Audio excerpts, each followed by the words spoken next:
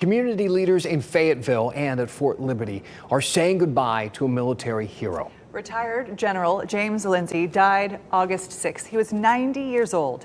Lindsay spent 38 years on active duty, rising from private to four-star general. WRAL Fayetteville reporter Gilbert Bays spoke with people who say the jewel he leaves behind is the Airborne and Special Operations Museum in Fayetteville. Well, if you haven't been to the Airborne and Special Operations Museum here in Fayetteville, you are missing a treat. Life-size replicas of our soldiers in action. And this place is the brainchild of retired General James Lindsay.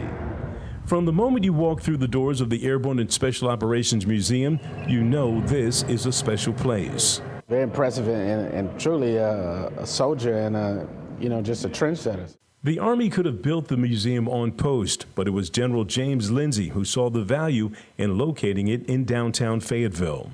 It's really revitalized the town. I remember when they first built this museum, it helped the whole area and all the blocks around it, and the condos came in and the bars went away and the nicer restaurants came in, and this museum had a lot to do with that. Lindsay rose from private to four-star general. Along the way, he commanded several units, including the 18th Airborne Corps and Special Operations Command. But this was his baby, a museum dedicated to preserving and teaching the history of airborne and special operations.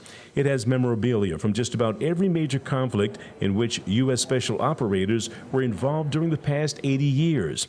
The museum has generated millions of tourism dollars for the city of Fayetteville.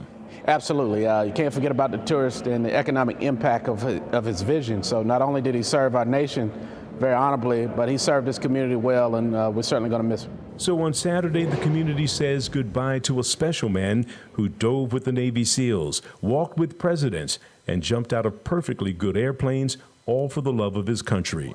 Now, other than the pictures that are here for his celebration, this is the only picture that you'll find of General Lindsay in the museum, and that's the way he wanted it. He wanted this place to be about his soldiers and their accomplishments. In Fayetteville, Gilbert Bays, WRAL News. What a legacy. The celebration of General Lindsay's life starts tomorrow at 3:30 at the Airborne and Special Operations Museum on Hay Street in Fayetteville.